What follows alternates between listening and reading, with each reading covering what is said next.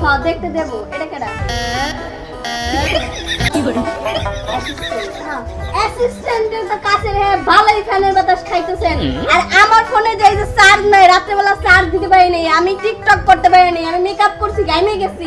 ব্যাপার কি?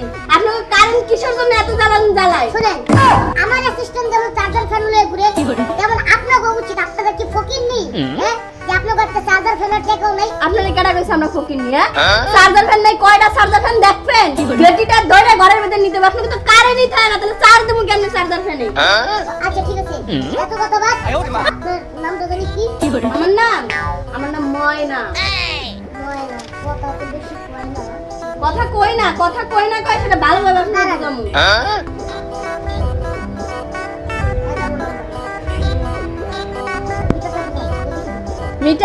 মিটার দিয়ে কি করবেন?